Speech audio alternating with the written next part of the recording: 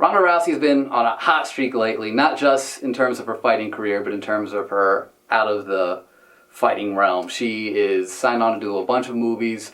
She's actually in talks to do a reboot of the classic 80s movie Roadhouse that starred Patrick Swayze. So it seems like Hollywood is kind of sinking their teeth into this rebooting movies, putting females in them, like they're doing with Ghostbusters. But with Ronda Rousey, I think this makes sense because she's total badass. She's probably the most exciting fighter in terms of like you have to watch and see if she knocks people out so quickly since early Mike Tyson.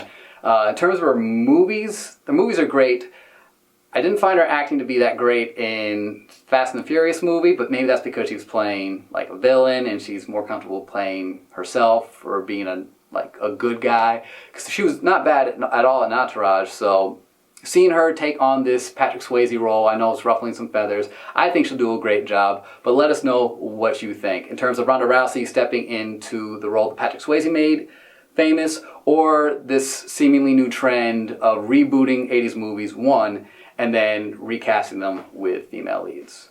So the director of the upcoming Batman vs. Superman movie, Zack Snyder, was being interviewed recently, and he was asked to comment on Steven Spielberg's comment that he had made about how Spielberg felt that the superhero movie genre at some point will go the way of the Western. And that being that at one point Westerns were super hot, everyone was making Western movies, and then they died out and no one's really making Westerns anymore. And he's saying at some point, even though superhero movies are super big right now, eventually it'll die down and we won't be making as many anymore. And so Zack Snyder's like, I think he's got a point that it may sort of like go down. He goes, I think that Superman and Batman are transcendent. They're the big names in superheroes.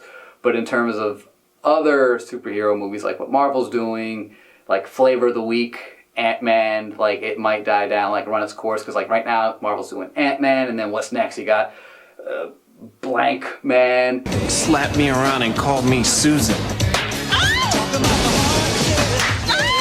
So everyone kind of saw that as him throwing shots at Marvel. He's got a point, but at the same time, Marvel is just doing business. They're throwing with sticks to the wall. They're like, oh, this worked. This Guardians of the Galaxy that people don't really know, that's a huge hit. Let's try Ant-Man. Ant-Man's working. They're going to keep trying to do that, and they'll continue to keep trying to do that until the wheels fall off and no one's seen these movies. Movie I saw this week was The Perfect Guy, starring Sanaa Lathan, Michael Ealy, and Morris Chestnut. I thought it was a very solid movie. You could throw around the words formulaic or cliche.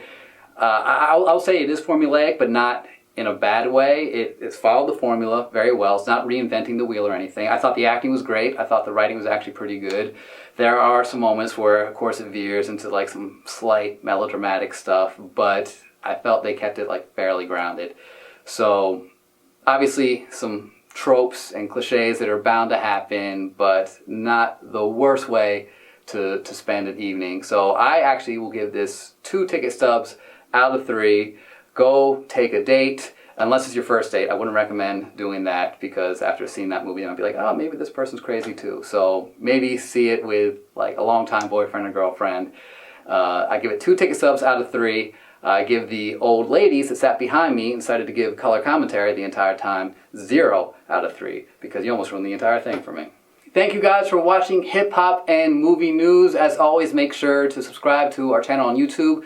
Leave comments and feedback. If you didn't get a chance, check out the interview we just did with KO the Legend. It's going to be a reoccurring thing where we're asking rappers questions about movies and movie people about hip hop. It's great.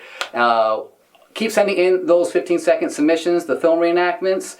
This week it comes from Curly Fries Are Cool. It's actually a really funny take on one of my childhood favorites. I'll see you later. All right, children, time for sleep. No, I don't want to go to sleep. Michael. Go to sleep.